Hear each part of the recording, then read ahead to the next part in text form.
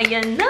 Na-excite na ako. Paakyat na tayo sa second floor kung saan andun yung kwarto ni na mama, papa, at kwarto ko. At yung pinakamaliit na kwarto dito sa bahay. Akala nyo yung kwarto ni na mama, yun yung pinakamaliit.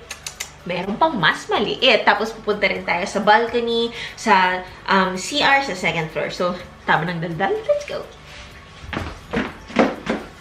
Hi guys! Bago ang lahat, i-appreciate naman natin yung may ganito. Sobrang laking bagay nito na may hawakan na ganito. Kasi napansin ko, sa dating bahay na tinitirahan namin, may hagdan din siya, pero walang ganito. 'Di ba? Sabi ko nga, yung mama at papa ko, pareho na silang seniors. So, malaking bagay na may ganito. And, appreciate din natin ang aming maliit na bintana. So, ito na nga tayo sa second floor. Pag-akyat nyo ng hagdan, ito ang kwarto ni na mama, ito yung kwarto ko, ito yung pinakamaliit na kwarto, at syempre, sasalubungin kayo ni Winnie the Pooh.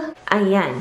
Makikita nyo yun sa baba. So, ito lang yung only part kung saan walang floor na nakaharang between the first and second floor. Tapos, nag-e-echo-echo pa yung boses ko, no?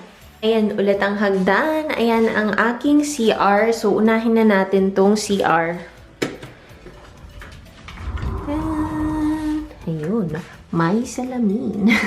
So, ito ang aking CR. Tapos, dito sa CR sa second floor, meron siyang maliit na sink, which is super thankful kami. Malaking bagay na merong sink dito sa second floor. Kasi, diba, yung parang halimbawa, kumakain kami ng junk food, tapos biglang hawak ng something, or kaya kapag maglo-lotion kami, o mga ganyan-ganyan. So, mas okay na merong sink dito sa second floor. May tubig, may gripo. Kaysa naman sa pupunta pa kami sa first floor para maghugas, diba? Ayan, ito na ang aking CR. Tinatawag ko lang to na CR. Tapos yung sa baba kasi, parang yung tawag namin, CR ni na mama at ni papa. Kasi, wala lang. Ito kasi, hindi ko alam kung nakikita nyo, if you can tell the difference, I don't know. But, pink kasi yung pader niya. Tapos, pink din itong toilet bowl namin, tapos basurahan, itong DIY ni Papa, pink din. And guys, nga pala, hindi ko sure kung naipakita ko na kanina sa first floor, pero yung mga CR namin dito, may ganito, shala. Ito yung may pabiday-biday na sinasabi nila. So, dito, sineset yung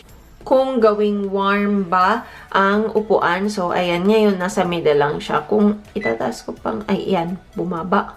So, ibig sabihin, hindi siya masyado warm. Ito ang off. Tapos, yan, mababa. Ayan, taas natin. Kasi maalamig na eh. Tapos, ito naman, yung tubig, kung warm ba yung tubig. And, kapag ka, halimbawa, gagamit ka, ito may puwet, diba? So, kapag ka nagpoop ka, tapos gusto mong may pa-water ang puwet mo, so, ito yung pipindutin mo. Kung gusto mong lakasan, ayan. Tapos, ito naman, sa posisyon, kung halimbawa gusto mong baguhin, na parang hindi niya, yung labas ng tubig ay hindi tumpok doon sa gusto mong matamaan ng tubig, ito yung gagalawin mo. And then, ito sa puwet, ito naman, yung parang mas mild na version. Ito kasi yung parang, aanahin niya talaga, pupunteriyahin niya talaga yung puwet.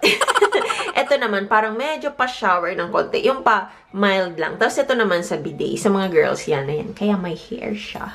Ito kaya ako may ganito. Kasi sa dating tinitirahan namin, pwedeng lagyan yung lalagyan ng tissue. Pero ito kasi, iba. So, hindi namin malagyan. Kaya dyan na lang muna siya. Ito naman kasi, may sarili na talaga silang kinabit dito nung pinagawa ang bahay na ito. Kaya, yan, dyan na lang din sila. Okay na din kasi cute din naman sila, diba? So, let's proceed sa kwarto ni na mama.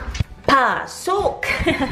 Ayan, maliit na kwarto pero sila talaga ang may pa-queen size na bed. Super comfy naman daw. Gusto ko tong bed nila kasi merong mga ganyang saksakan. Tapos alam nyo ba, may ilaw din yan.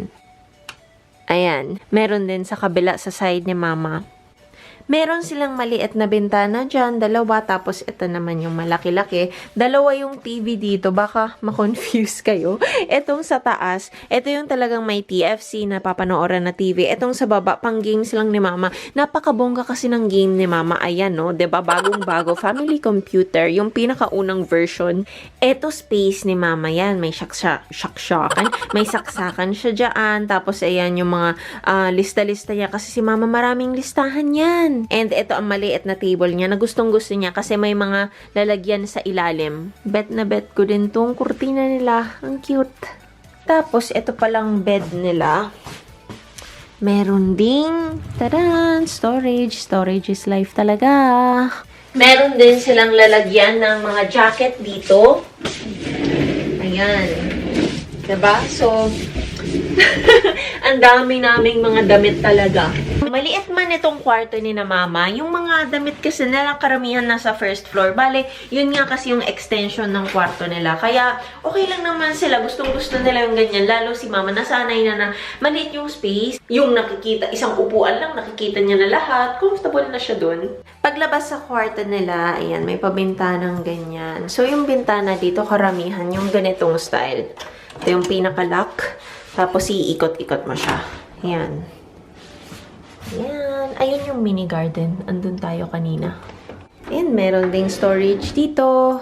Ayan, may jacket pa rin. More jackets. Tapos, ito yung mga pang sheet sa kama. Ayan, may maleta. Mahirap lang kasi dito sa mga bahay sa Japan. Hindi siya sobrang laki. Oo, madaming storage. Pero, 4 seasons kasi merong summer, winter, autumn, spring. So, lagi kayo nagpapalit ng mga damit. Hindi lang damit, pati yung mga sheets sa mga kama. Kaya, ang dami talagang, parang hindi enough yung storage. Sana nga mauso yung basement eh.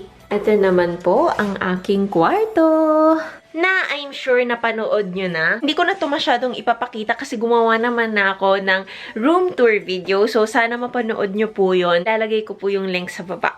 Katabi ng kwarto ko, ito na po yung pinakamaliit na kwarto dito sa bahay namin. So, yung lugar kung saan nagsasampay kami.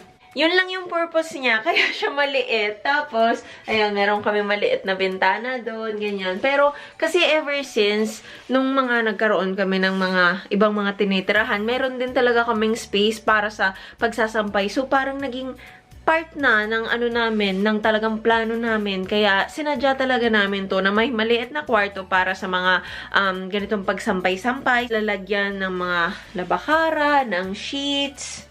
Tapos, ito, damit ko pa to, lalagyan ko pa to ng damit. Tapos, ito, dito namin nilalagay yung mga na-fold na. Tapos, halimbawa, ito, damit ko to, ibabalik ko to sa kwarto ko, hindi ko lang naibalik, diba? Super prepared sa pag-room tour, pag-house tour. Pero, ayan, usually, malinis yan. Tapos, ito yung mini hagdan na ginagamit namin pag may aabutin kaming mga mataas na mga bagay. Tapos, ito, ayan, ito rin mga sheets, mga towels, ganyan. And meron kaming tsinelas dito kasi si mama ayaw niyang iiwan sa labas. Kasi daw kapag ka maulan, mahirap kung mabasa, 'di ba? Tama nga naman. So, punta tayo sa balcony. Ayan, alam niyo ba, yung glass dito, doble. Meron dito, tapos meron din sa labas. Ayan, kaya hindi kami basta-basta mapapasukan ng magnanakaw.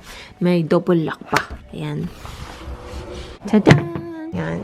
Hindi rin sobrang linis, eh, no? Kasi nangangapit bahay din yung mga dahon. Ito, ayan, isa pa to sa mga pinasadya namin. Kasi yung kasama lang talaga sa bayad na sampayan, ito lang, yung sa may kwarto ko lang. Ito guys, yung kwarto ko.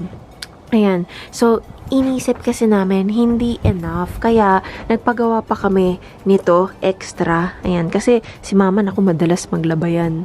Gustong-gusto ko tong balcony namin. Nakaka-relax. Ayan. So, ayan. Madalas dito sa Japan na yung mga bahay, magkakatabi, ganyan. Lalo na dito sa lugar namin, nakatira kami sa parang village. At ang kagandahan din dito, tahimik lang siya. Hindi ka masa-stress sa pakikisama or kung may namemerwisyo ba.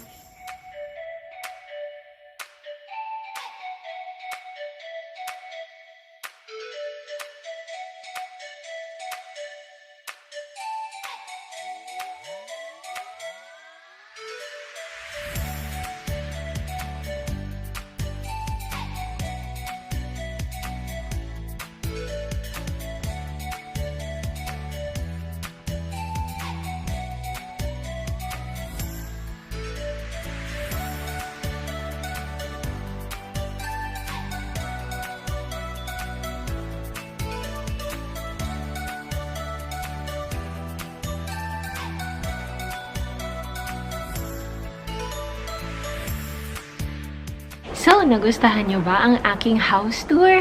Ay, super happy ako kasi finally nagawa ko na siya. Thank you so much for watching, guys!